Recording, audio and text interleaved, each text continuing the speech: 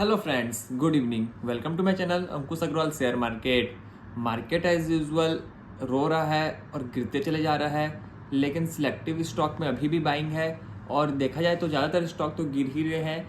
लेकिन प्रॉब्लम वाली बात यह है कि आज मैं एक रेलवे स्टॉक को देखा तो रेलवे स्टॉक एक 70% डाउन है। तो जो फ्लेवर वाले थे उसका ज़्यादा फ्लेवर डाउन हो रहा है। तो देखने की बात यह है कि जब बुल मार्केट आता है तो इन लोगों का फ्लेवर वापस आएगा कि नहीं। मेरे को लगता है कि जब बेयर मार्केट से जब बुल मार्केट आएगा तो सब चीज़ चेंज हो जाएगा। जो मेरे को लगता है कि पिछले बुल रन में जो पैसा बनाया है वो लोग नहीं बना पाएंगे अभी के बुल रन में, और जो अभी पैसा गंवाए हैं वो पैसा बना पाएंगे कि नहीं, प्रॉब्लम वाली बात है। तो पूरा मेरे को लगता है सिनेरियो चेंज हो जाएगा, सब चीज़ चेंज हो जाएगा। और मेरे को लगता है मोस्ट प्रोबेबली स्टॉक्स भी चेंज हो जाएंगे। जो पिछले बुल रन में जो आगे थे स्टॉक, मेरे को नहीं लगता कि अब आगे बुल रन में वो पार्टिसिपेट करेंगे, क्योंकि फ्लेवर अब उसका हट चुका है। फ्लेवर लोगों के दिमाग से भी हट चुका है। अब धीरे धीरे करके लोग बात भी करना बंद कर दिए हैं, जो कि पिछले बुल रन में आगे थे। लेकिन देखने की बात यह है कि बात करना क्यों बंद कर दिए थे, क्योंकि उन लोग बात करना रादर बंद क्यों कर दिए हैं। क्योंकि प्रॉब्लम वाली बात यहाँ से आ रही है, क्योंकि मार्केट में जो उस समय बढ़ रहे थे शेयर, वो कोई बिना बेस के बढ़ रहे थे। कोई खाली मोमेंटम के चलते बढ़ते चले जा रहे थे। कोई स्मॉल कैप शेयर था, कहीं से बाइंग आई, बढ़ते चले गया, बढ़ते चले गया। 3-4 महीना में स्टॉक 2-2 गुना 3-3 गुना हो गया। और लोगों को लगा फ्री में पैसा बन रहा है, इसी स्टॉक में भविष्य चेंज होगा, इसी स्टॉक में ज़िंदगी पलटेगी। लेकिन ऐसा होता नहीं है। अभी 70% 80% डाउन है वो सब शेयर।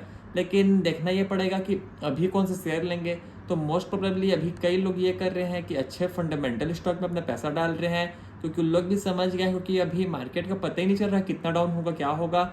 और जिसकी पिटाई चालू है उसकी चालू है। लेकिन एक मार्केट में प्रॉब्लम वाली बात ये भी है कि अपन डेली कमेंट्री कर रहे हैं मार्केट के ऊपर क्या है कैसा है। लेकिन आज मेरे से एक आदमी पूछा कि मार्केट क्यों गिर रहा है, तो एकदम सीरियस में पूछ दिया कैसे गिर रहा है, क्या गिर रहा है। तो 10-20-30 सेकंड रादर मेरे को भी लग गया सोचने में कि मार्केट क्यों गिर रहा है, क्योंकि एक स्ट्रॉन्ग व्यू नहीं बन पा रहा है कि क्यों गिर रहा है। लेकिन अगर मैं उसको बोला, 2 रीजन है इसका, 2 कारण है गिरने का। पहला तो अर्निंग में प्रॉब्लम नहीं थी, प्रॉब्लम जीडीपी में थी। जीडीपी बोले 7.2%, फिर बोले 6.6%। तो प्रॉब्लम वहाँ पर भी नहीं थी 6.6%।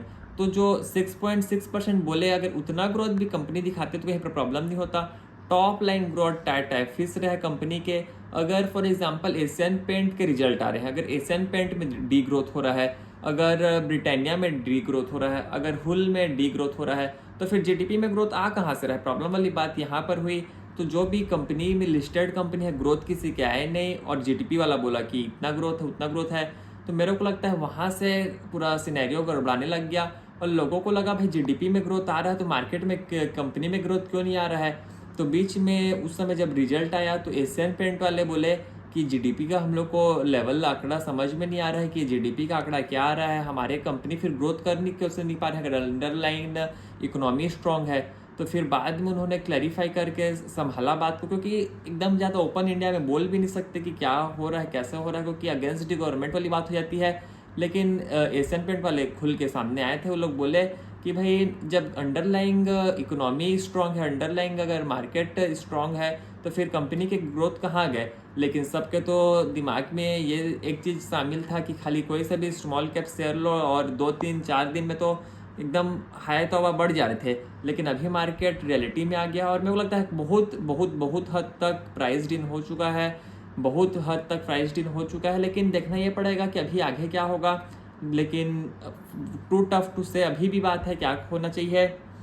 लेकिन एक बात ये भी है कि टैक्स हार्वेस्टिंग की कई लोग अभी तैयारी कर रहे हैं। तो टैक्स हार्वेस्टिंग में लॉजिकली लोग ये दिमाग लगा रहे हैं कि अगर कोई सा उनके पास 500 का शेयर है, 500 का अगर वो शेयर है, तो उसको वो 300 में बेच देंगे।